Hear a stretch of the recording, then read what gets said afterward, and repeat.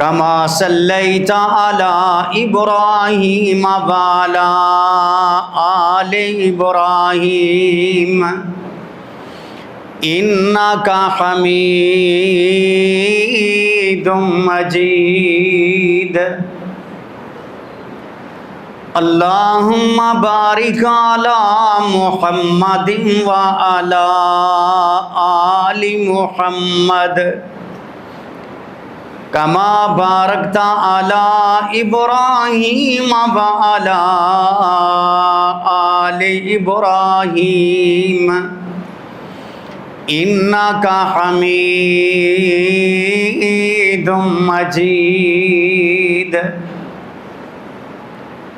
اللهم رب اشرح لي صدري ويسر لي أمري واحلل عقدة من لساني يفقهوا قولي رب زدني علما اما بعد فاعوذ باللہ السمیع العلیم من الشیطان الرجیم بسم اللہ الرحمن الرحیم فلا وربك لا يؤمنون حتى يحكموك فيما شجر بينهم ثم لا يجدوا في أنفسهم حرجا مما قضيت وَيُسَلِّمُوا تَسْلِيمًا۔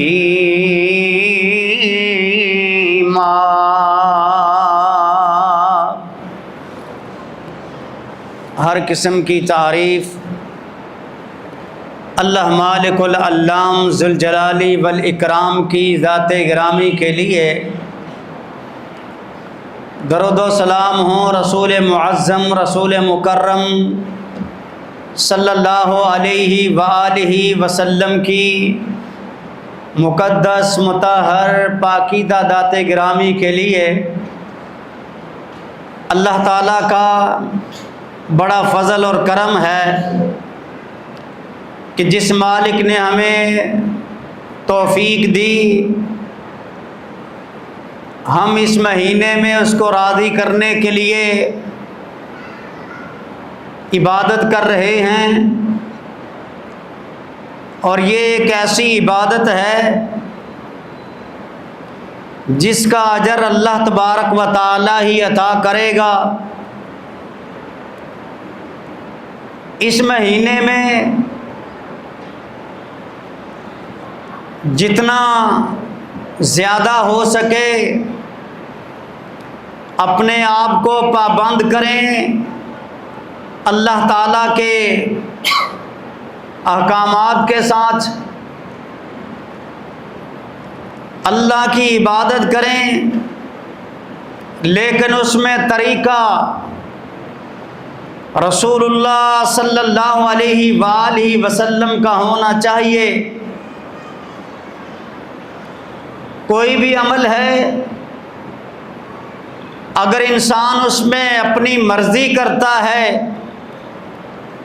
اور کہتا ہے کہ ایسا کرنے میں کوئی حرج نہیں ہے، تو یہ بات انسان کی غلط ہے۔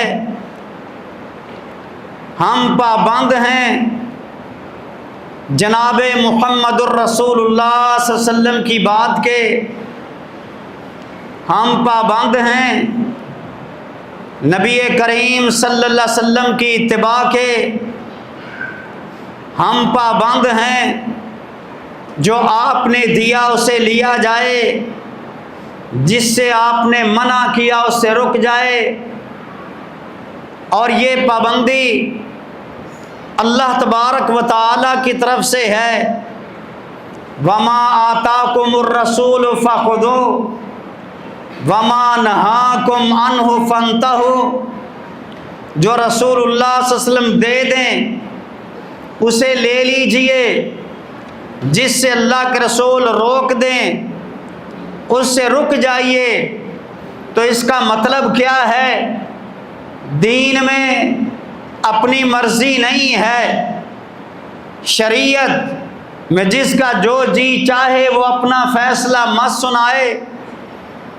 ہم پابند ہیں تو جناب محمد الرسول اللہ صلی اللہ علیہ وآلہ وسلم کی شریعت کے، اس لیے کہ ہمارے رسول نے اللہ تعالیٰ کی بات مانی اور ہمیں وہ پیغام دیا۔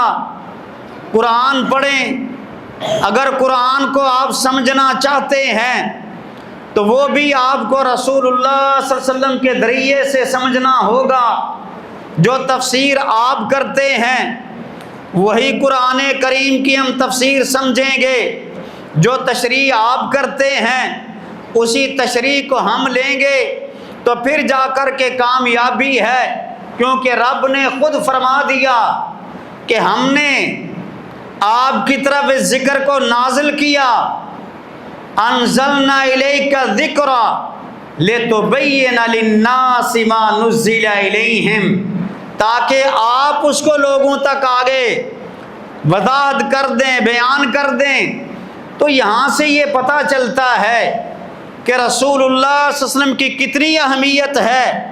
رب نے اسی لیے تو فرمایا لَقَدْ كَانَ لَكُمْ فِي رَسُولِ اللَّهِ أُسْوَةٌ حَسَنَةٌ لِمَنْ كَانَ يَرْجُو اللَّهَ وَالْيَوْمَ الْآخِرَ وَذَكَرَ اللَّهَ كَثِيرًا۔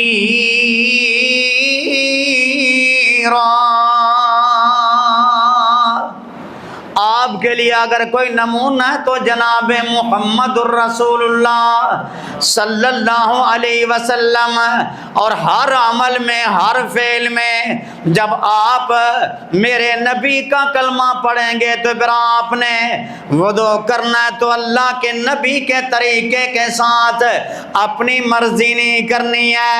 کوئی بندہ کہتا ہے صفائی ہاتھ کی کرنی ہے، چہرے کی صفائی ہے، 3 دفعہ دھونے کے بعد 5ویں دفعہ صابن کا استعمال کرتا ہوں، 6ٹھی دفعہ کوئی پاؤڈر لگا لیتا ہوں، پھر اس کو دھو لیتا ہوں۔ میرے بھائی نہیں، آپ کا یہ فلسفہ چلے گا نہیں، اس لیے کہ میرے نبی سے 3 مرتبہ، اور اس کے بعد آپ نے فرمایا من زاد علی ھذا فقد عصى وظلم وتعدى۔ بھی 5 مرتبہ دھونے سے صفائی تو زیادہ ہوگی نا، لیکن یہ آپ کی بات ہے، میرے نبی کی بات ہے 5 مرتبہ دھونا، 4 مرتبہ دھونا رسول اللہ صلی اللہ علیہ وسلم کی اتباع نہیں ہے۔ اتباع اس میں ہے کہ آپ کو اتنی تو اجازت ہے، 1 مرتبہ آدھا دھو لو تب بھی اجازت۔ امام بخاری نے 1 مرتبہ دھونے کو فرض قرار دیا ہے اور باقی سنت ہے، 2 مرتبہ دھو لیں تب بھی آپ کو اجازت، 3 مرتبہ دھو لیں تب بھی آپ کو اجازت۔ لیکن کوئی مائی کا لال اپنی طرف سے یہ نہ کہے ہم 4 مرتبہ دھوئیں گے، ہم بلے شاہ کے مرید ہیں، ہم 5 مرتبہ دھوئیں گے۔ ہم غازی کے دربار پہ چکر لگانے گئے تھے، سمندر کے اندر چلے گئے تو ہم نے کہا 5 مرتبہ دھو لیں۔ رب کعبہ کی قسم ہے وہی وضو میرے نبی کے طریقے پہ ہوگا جس طرح میرے نبی نے فرما دیا، اس کے علاوہ کوئی بات نہیں ہے۔ ہم اتنا جانتے ہیں جو میرے نبی بیان کر دیں، جو میرے نبی کر کے دکھا دیں، اسی کو اپنانے والا کامیاب بنتا ہے، اسی پہ چلنے والا عزت پاتا ہے، اسی کو اپنانے والا اس دنیا میں بھی کامیاب، آخرت میں بھی کامیاب۔ کیونکہ سنت کس کی ہے؟ جناب محمد الرسول اللہ صلی اللہ علیہ وسلم کی۔ یہ جو ہم بار بار کہتے ہیں نا سب بندی کرو، پاؤں کے ساتھ پاؤں ملاؤ، کندھے کے ساتھ کندھا ملاؤ، کیوں جی؟ یہ ہم اپنی مرضی سے، اور جن کو کرنٹ لگتا ہے لگتا رہے، جن کو کرنٹ لگتا ہے نا مولانا صاحب پاؤں لگاتے ہیں دماغ پہ کرنٹ لگتا ہے. ہاں ہاں شیطان مارتا ہے آپ کو کرنٹ کہ کہیں سنت پہ عمل نہ ہو جائے, نبی کی بات پہ عمل نہ ہو جائے. جس نبی نے فرمایا تھا نا لَتَسَوُّنَّ صُفُوفَكُمْ, اس کے سامنے صحابہ کھڑے تھے, سب کو ایک جیسا کر کے کھڑا کر دیا. مسجد میں آنے کے بعد بھی تیرا تکبر نہیں جاتا.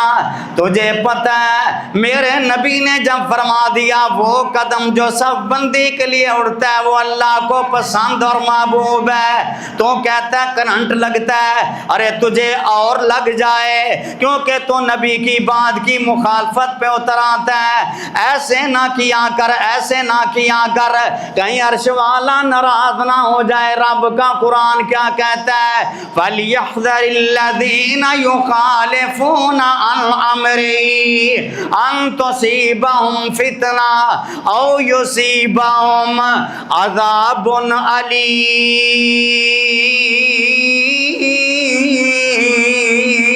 أَلِيمٌ. ڈر جائیں وہ لوگ جو مخالفت کرتے ہیں اللہ کے رسول صلی اللہ علیہ وسلم کی. اللہ کسی فتنے میں نہ ڈال دے, کسی عذاب کے اندر نہ ڈال دے. تو میرے بھائیو, جو بھی معاملہ ہے اگر اس میں میرے نبی کی اتباع نہیں ہے, میرے نبی کا طریقہ نہیں ہے, تو پھر یاد رکھنا کبھی بھی کامیابی نہیں ہے. وہ عمل قبول نہیں ہے چاہے جتنا مرضی موٹا کر لیا جائے. جس میں نبی کا طریقہ نہ ہو, اپنی مرضی ہو, جو مرضی کرتا رہے, جب اتباع کی بات آتی ہے تو پھر ہم اس کو محدود کرتے ہیں. جب سنت کی بات آتی ہے پھر وہ محدود ہوتی ہے, وہ اللہ کے رسول صلی اللہ علیہ وسلم تک جاتی ہے. یہی بات ہے کہ صحابہ آپس میں اگر کوئی بات ہوتی تو کہتے دلیل دیجئے, پیش کیجئے کہ نبی کا طریقہ کیا تھا, نبی کی بات کیا تھی. حضرت عبداللہ بن عباس نے اسی لیے تو کہا تھا کہ میں تمہیں اللہ کے رسول کی بات کر رہا ہوں, تم مجھے صدیق کی بات کر رہے ہو. اخشا ان تسقط علیکم حجارہ من السماء, مجھے ڈر ہے کہیں آسمانوں سے رب تم پہ پتھر نہ نازل کر دے کہ میں اللہ کے رسول کی بات کرتا ہوں اور تم آگے سے کسی اور کی بات کرتے ہو. تو آج بھی اگر اللہ کے رسول کی بات کے سامنے کوئی بندہ رائے پیش کرے تو اس کو جواب یہ ہے, اگر آپ کو سمجھ نہیں آئی تو ایک الگ بات ہے, اگر آپ نہیں حدیث کو سمجھ سکے تو الگ بات ہے.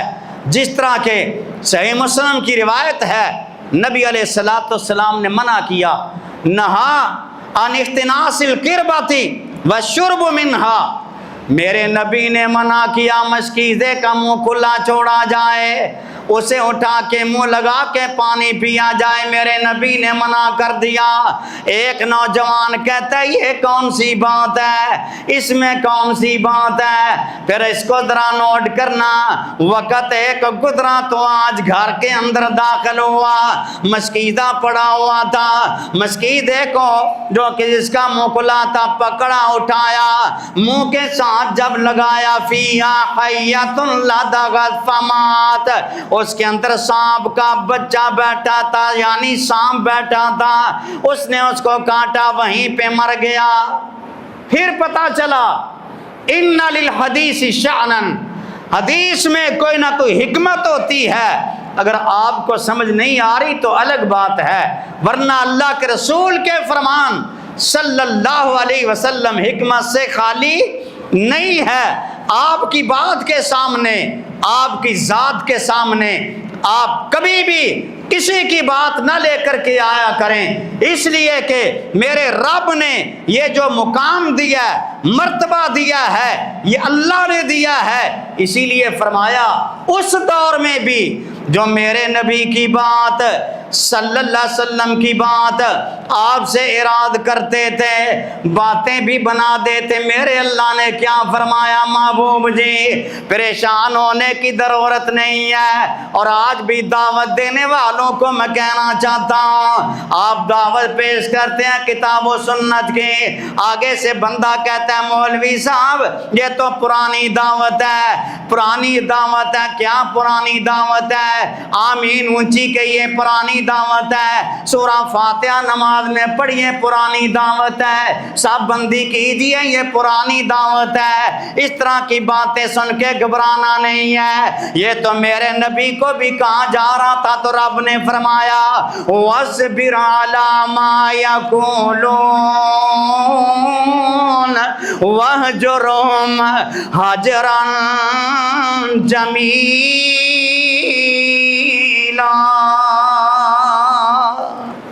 وَاصْبِرْ صبر کر جا، یہ جو مرضی کہتے رہیں، آپ نے اپنا کام کرنا ہے، آپ نے وعدے حدیث رسول کو بیان کرنا ہے، چاہے کسی کے خلاف ہی کیوں نہ جائے، جس طرح کہ ہم سنتے ہیں۔ لیکن اللہ کا شکر ہے ہم لوگوں نے ٹھوکا ٹھاکی اتنی کی ہے کہ وہ بھی اب ماننے کو آگے ہیں کہ نبی علیہ السلام کی حدیث ہے لا تمنعوا اماء اللہ عن مساجد اللہ، اللہ کی بندیوں کو مسجد میں آنے سے مت روکو، ورنہ ہوتا تھا کہ یہ فتنہ ہے، یہ تو بھائی فتنہ ہے عورت کا مسجد میں جانا۔ حدیث کی مخالفت صرف اس بنا پہ کر دی کہ عورت کا مسجد میں جانا فتنہ ہے۔ ہاں ہاں بازار میں جائے تو فتنہ، بولو ذرا، بازار میں جائے تو فتنہ نہیں بنتا، نوکری جا کر کے کرے، فیکٹری میں کام کرے تو فتنہ نہیں ہے، مسجد میں آئے تو بہت بڑا فتنہ ہے۔ جو مسجد سب سے بہترین جگہ ہے، یہاں جب کوئی آئے گا تو سیکھ کے جائے گا، کوئی آئے گا تو سیکھ کے جائے گا، یہ جگہ تو فتنے والی بن گئی۔ اور جہاں جو مرضی ہوتا رہے وہ فتنہ نہیں ہے، تو اللہ سے ڈریے۔ فَلْيَحْذَرِ الَّذِينَ يُخَالِفُونَ عَنْ أَمْرِهِ، آج ہم اس بات پہ غور نہیں کرتے، پورا زور لگا دیتے ہیں، کہتے ہیں ایسا کرنے کی ضرورت نہیں۔ میں کہتا ہوں اللہ کے بندے، میرے نبی صلی اللہ علیہ وسلم کی بات سننے کے بعد غور کرنا، وہ بندہ مان لیتا ہے ابھی عمل بھی نہیں کیا تو میرا رب اس کو بھی جنت عطا کر دیتا ہے۔ ذرا میرے نبی سے آ کر کے پوچھا اسلام کیا ہے، میرے نبی نے جب وداعت کی ہے، اونٹ پہ سوار بندہ واپس پلٹا، تھوڑا سا چلا، اونٹ سے زمین پہ گر جاتا ہے، جیسے گرا موت آ گئی۔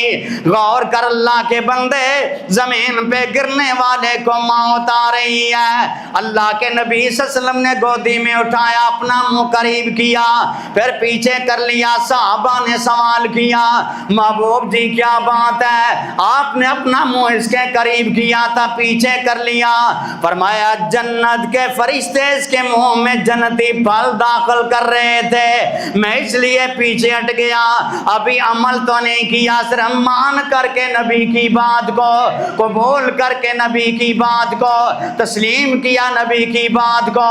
اور جو آج بھی میرے نبی کی بات، میرے نبی کی سنت، میرے نبی کے طریقے سے پیار کرے گا، اس کے لیے یہی بشارت ہے، کیونکہ رب کا قرآن کیا اعلان کرتا ہے، قُلْ إِن كُنتُمْ تُحِبُّونَ اللَّهَ فَاتَّبِعُونِي يُحْبِبْكُمُ اللَّهُ وَيَغْفِرْ لَكُمْ ذُنُوبَكُمْ۔ ساری رات کیوں کھڑا ہوتا ہے مصلی پہ؟ رات کا ٹائم ہے، کوئی دیکھنے والا نہیں ہے، اللہ کے سامنے بندہ کس لیے کھڑا ہے؟ رب میرے گناہوں کو معاف کر دے۔ میرا اللہ کہتا ہے نبی کی بات مان، میں تمہارے گناہوں کو معاف کر دوں گا، نبی کی بات کو تسلیم کر، پروانہ امن تجھے مل جائے جائے گا، نبی کی بات کو تسلیم تو کر، حوض کوثر تجھے عطا کر دیا جائے گا، نبی کی بات کو مان تو صحیح درا، پل صراط سے تجھے آسانی سے گزار دیا جائے گا۔ ارے نبی کی بات مان کر تو دیکھ، اس نبی نے اپنی دعا تیرے لیے رکھی ہے، جو اس دن اللہ کا نبی آپ کے لیے دعا کرے گا، جو مانے گا اس کے لیے دعا، جو مانے گا اس کے لیے، جو نہیں مانتا اس کے لیے نہیں ہے۔ آج یہ دور ہے نبی علیہ السلام کی بات پہ عمل کرنا، اللہ کے بندو، دکھ میں سکھ میں، دکھ میں سکھ میں، تکلیف میں۔ میرے نبی پہ آزمائشیں آئیں، تکلیفیں آئیں، لیکن میرے نبی صلی اللہ علیہ وسلم کی زبان پہ کیا ہوتا تھا؟ الحمدللہ۔ ایسے ہی ہے، کوئی جاتا تو کہتے انا للہ و انا الیہ راجعون۔ یہی ہے اہل حدیثو، مبارک ہو تمہیں، اس لیے کہ تم الحمدللہ کوشش کرتے ہو۔ ہماری زبان پہ یہی ہونا چاہیے، نعمت ملنے پہ الحمدللہ، نعمت چلی بھی جائے تو تب بھی بولیے الحمدللہ، انا للہ یا الحمدللہ۔ آج ہم میں وہ ایمان کی کمی ہے، میں جب صحابہ کو، تابعین کو دیکھتا ہوں تو میں تڑپ جاتا ہوں، کیسے کیسے بندے اللہ نے نبی کے تابعدار بنائے، کیسے کیسے بندے دنیا کے اندر آئے اور آ کر کے چلے گئے۔ ایک بات نئی کراچی کے مسلمانوں آپ کے سامنے رکھ دیتا ہوں، ابو قلابہ الجرمی رحمت اللہ علیہ سیاستہ کا راوی ہے، بڑے بڑے صحابہ کا شاگرد، عبداللہ بن عباس، امی جی عائشہ کا بھی شاگرد، خاص کر کے صاحب ابن عباس جس کو کہا گیا یہ وہ بندہ ہے، آج آپ کے سامنے اس کے بارے میں بات رکھتا ہوں۔ ہم سے اگر کوئی سوال کرے بتاؤ حالات کیسے ہیں، حالات کیسے ہیں، شیخ پوچھنا بڑے حالات خراب ہیں، کیوں؟ کہیں یہ بعد میں کہہ نہ دے یار مدرسے کی رسید کاٹ، ڈر کے۔ شیخ پہلے ہی اس دفعہ تو کاروبار ٹھپ ہو گیا ہے، بینک میں کتنے ہیں وہ نہیں بتانا، گھر میں کیا پڑا ہوا ہے وہ، سونا کتنا پڑا ہوا ہے وہ، بیٹے اللہ نے کتنے عطا کیے ہیں وہ، کتنی دکانیں ہیں وہ نہیں۔ شیخ مارے کہ پیٹرول مہنگا ہو گیا، تباہی ہوگی، پیسے چھپا کے رکھ دو، سب کچھ چھپا دیا۔ یہ ہماری حالت ہے، یہ ہماری حالت ہے، مجھ سمیت ہم سب کی یہ حالت ہے۔ ہم ڈرتے ہوئے اپنے مدرسے میں اعلان نہیں کرتے کہ یہ مولوی چندہ لے کے چلا جائے گا، یار جو اس کا نصیب ہے اس کو ملے گا۔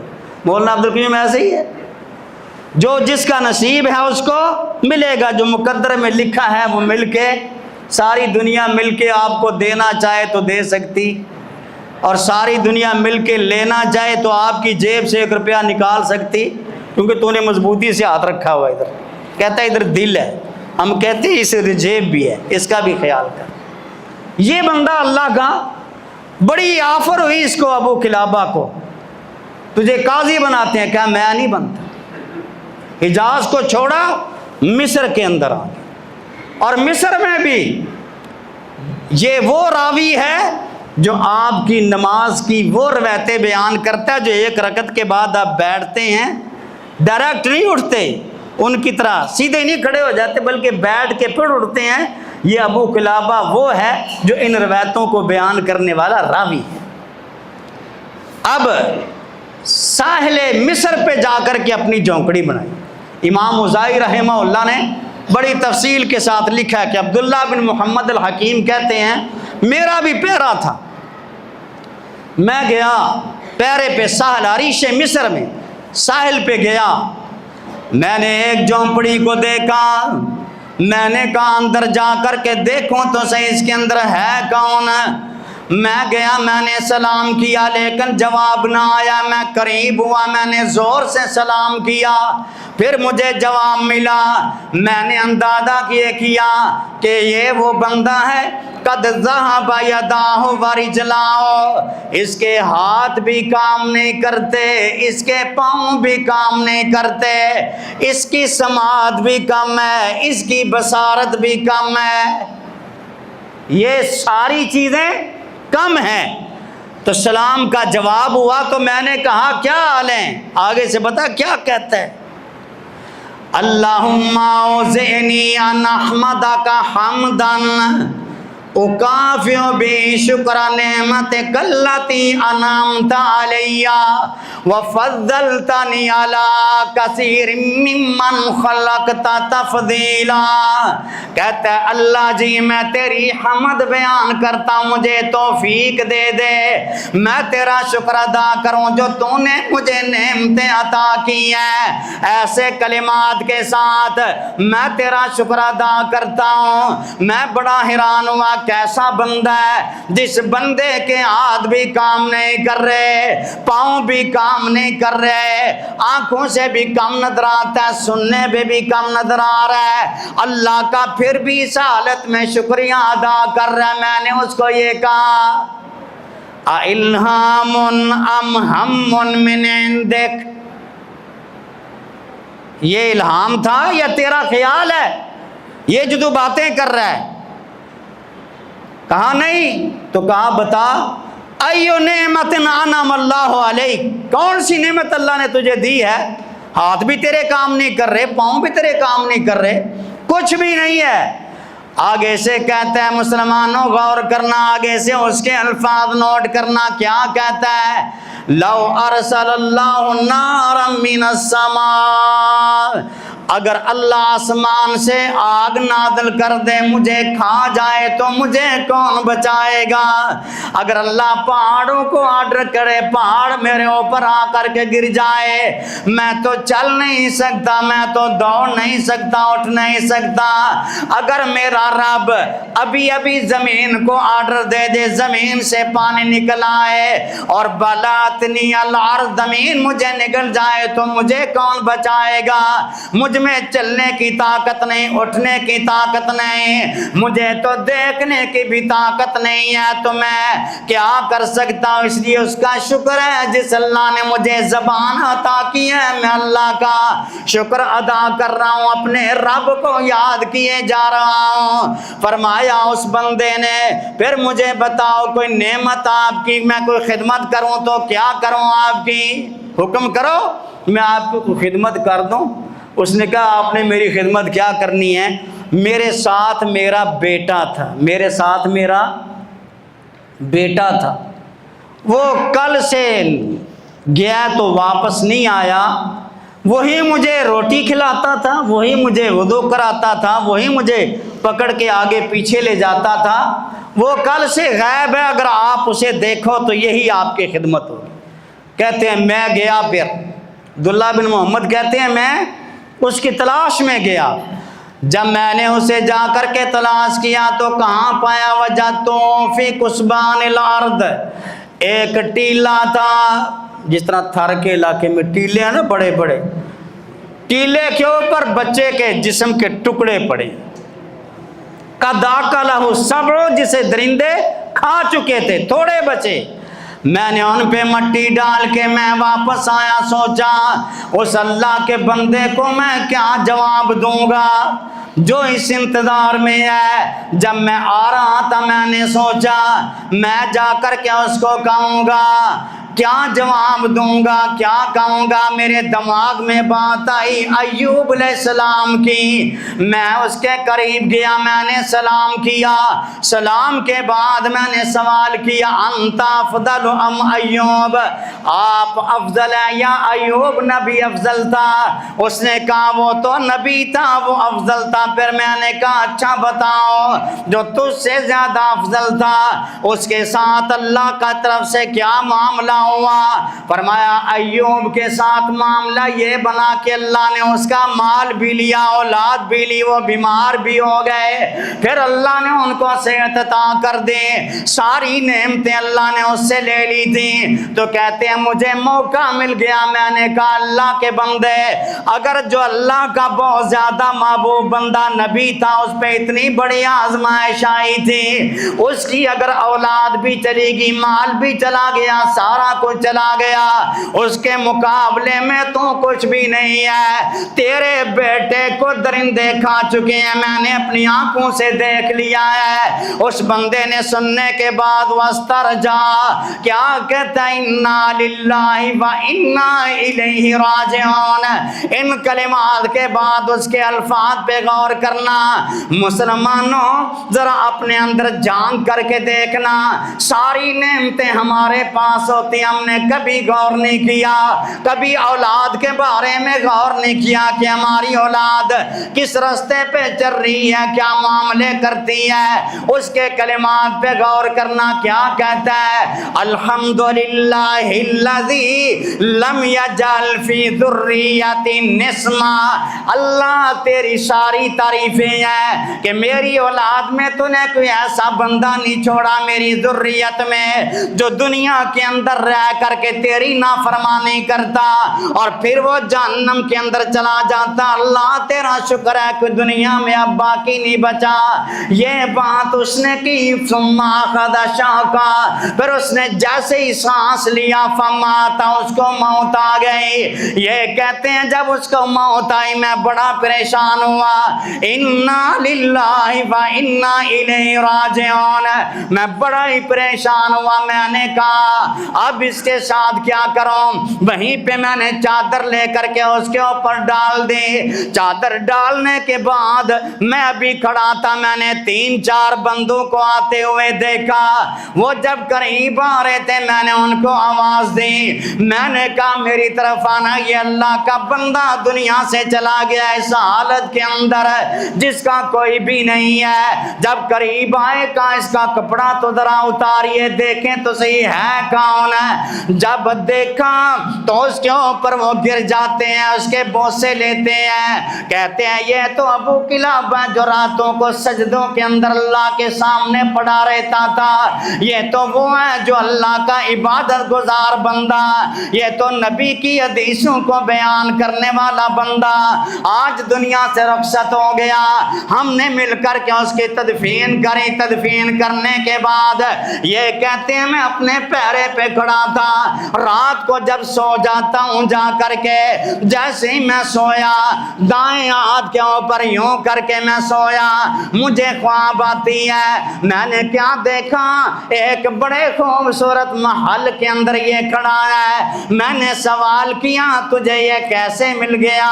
فرمایا پھر سن لے میرے اللہ کا اعلان سن لے، سلام علیکم بما صبرتم، بما صبرتم، غور کرنا، اور سلامتی اللہ کی طرف سے ان کے لیے جو صبر کر جاتے ہیں، فنعم عقبی الدار، اللہ بڑے اعلیٰ محل بھی ان کو عطا کرتا ہے۔ تکلیف کے اوپر صبر کرنا بھی میرے نبی کی سنت ہے۔ میرے بھائیوں ان سنتوں کو بھی دیکھ لیا کرو، یہ نہ کہا کرو روزہ رکھ لیا تو بڑا غصہ آتا ہے کیونکہ میں شوگر پیشنٹ ہوں، شوگر والا ہے نا، ہیں جی، بڑا غصہ آتا ہے۔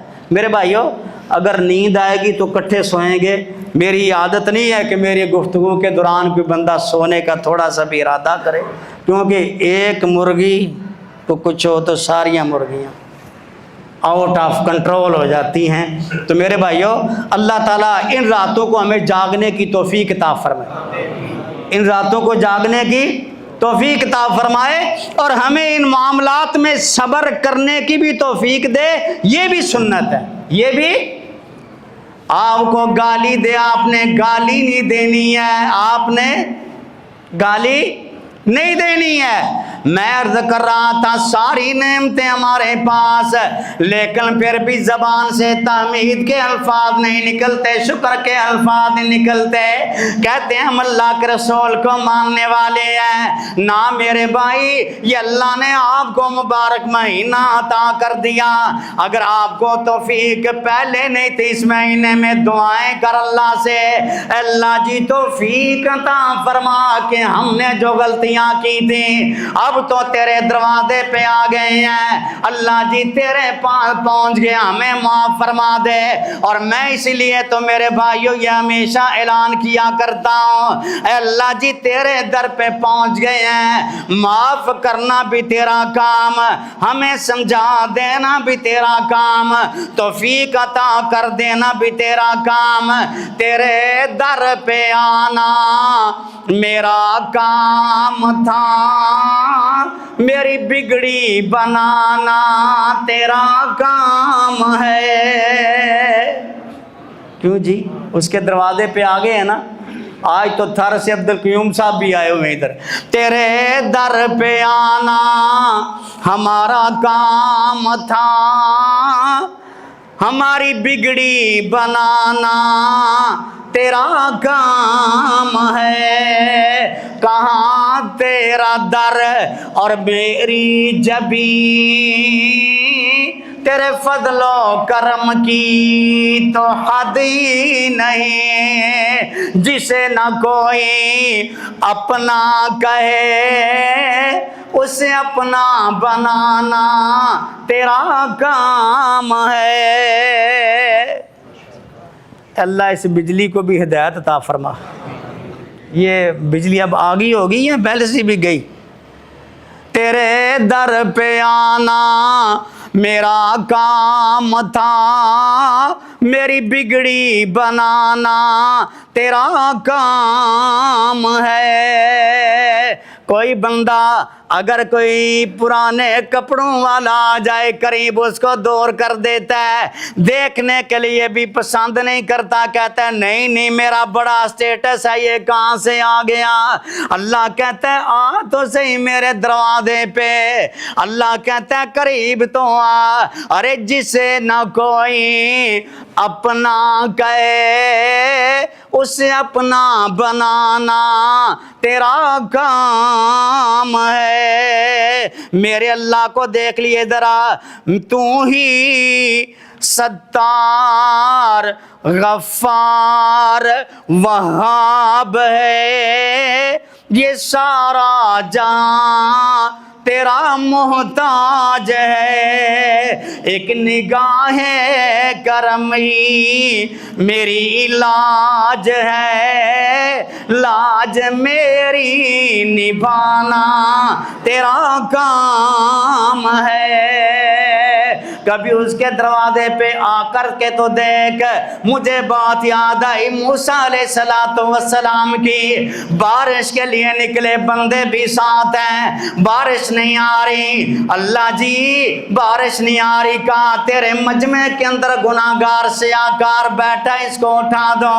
اب جب یہ بات ہونے لگی، جہاں بیٹھا تھا بندہ اس نے اسی وقت اللہ کے سامنے آنسوؤں کو گرانا شروع کر دیا، ادھر بیٹھے بیٹھے اللہ کے ساتھ تعلق جوڑا، مجمع لگا ہوا بارش شروع ہو گئی۔ فرمایا موسیٰ یہاں سے بارش جب آنے لگی تو موسیٰ علیہ السلام فرمانے لگے بندہ کوئی نہیں اٹھا، بارش آ گئی ہے، یہ کیا معاملہ ہے؟ اللہ جی یہ کیا معاملہ ہے؟ کہا میرے ساتھ میرے بندے نے رابطہ کیا، صلح کر لی، ہماری صلح ہو گئی، اب آگے دیکھ۔ کہا اللہ جی اس کا نام کیا ہے؟ فرمایا جب میرا باغی تھا مجھ سے دور تھا، جب کبھی مسجد میں نہیں آتا، جب غیبتیں چگلیاں کرتا میں، اس وقت اس کا میں نے نام واضح نہیں کیا، اس وقت راز فاش نہیں کیا، اب تو میرا بن گیا، میرے دروازے پہ آ گیا، اب میں کیسے بتاؤں گا؟ اے اللہ جی تیرے در پہ آنا میرا کام تھا، میری بگڑی بنانا تیرا کام ہے۔ اللہ کے علاوہ آپ کی کوئی بگڑی نہیں بناتا ہے۔ جہاں سب کچھ ملے وہ تیرا ہی در، جہاں سب جھک گئے وہ تیرا ہی گھر، جو ہیں پھرتے کہیں در بدر ان کو ایک در پہ لانا تیرا کام ہے۔ تیرے در پہ آنا میرا کام تھا، میری بگڑی بنانا تیرا کام ہے۔ تیرے حکم کے بغیر کوئی پتا ہلتا نہیں، تو نہ کھلائے تو کوئی پھول کھلتا نہیں۔ جو تیرے در پہ آئے روتے ہوا، جو تیرے در پہ آئے روتا ہوا، اسے بھی ہنسانا تیرا کام ہے۔ اس لیے میرے بھائی، رمضان کا مہینہ موقع مل گیا، اپنی عبادت اللہ کے لیے کیجئے، طریقہ محمد الرسول اللہ، اتباع محمد الرسول اللہ کی، لیکن صبر کے دامن کے ساتھ مت شام کو اپنا روزہ خراب کیا کر، عصر کے بعد میٹر ڈاؤن مت کیا کر، گالیاں دیتا ہے، غصے ہوتا ہے، بچوں کے ساتھ لڑائیاں کرتا ہے، مت ایسے کیا کر، آنے والے کو جھڑکی نہ دیا کر، فلا تنہر، کبھی بھی ایسا معاملہ نہ کیا کر، خندہ پیشانی اپنے آپ کو ایسے پیش کر، تیرے پاس 1 روپیہ تو نہیں ہے، بلکہ تبسمک فی وجہ اخیک صدقۃ، اپنے بھائی کے چہرے پہ ہنس کے مسکرا کے دیکھنا تیرا صدقہ بن جائے گا۔ یہ بھی کوالٹی اپنے اندر لے کر کے آ جا۔ جناب محمد الرسول اللہ کو جو ماننے والا ہے وہ نوٹ کر لے، کامیابی اسی میں ہے، کیونکہ نمونہ وہی جو اللہ نے ہمیں عطا کیا وہ جناب محمد الرسول اللہ، بولیے صلی اللہ، زور سے صلی اللہ علیہ وسلم ہے۔ اللہ سے دعا ہے کہ جو میں نے چند باتیں بیان کی اللہ اسے قبول فرمائے اور ہمیں نبی علیہ السلام کی زندگی کے مطابق چلنے کی توفیق دے۔ اعتکاف ہمیں سنت کے مطابق اللہ گزارنے کی، اعتکاف میں گپیں شپیں نہیں صرف چلنی چاہیے، قرآن پڑھیے زیادہ سے زیادہ۔ نوجوان جو اعتکاف میں آئے ہیں نا وہ موبائل بند کر کے اپنی امی کو دے دے، اگر امی جان آئی ہیں یا کسی کا عزیز آیا تو موبائل واپس کیجئے تاکہ اعتکاف کا آپ کو پورا جو ہے وہ اجر و ثواب ملے۔ اللہ تعالیٰ میرا آنا، میرا بیان کرنا قبول فرمائے۔ وآخر دعوانا الحمدللہ رب العالمین۔ یہ بند کر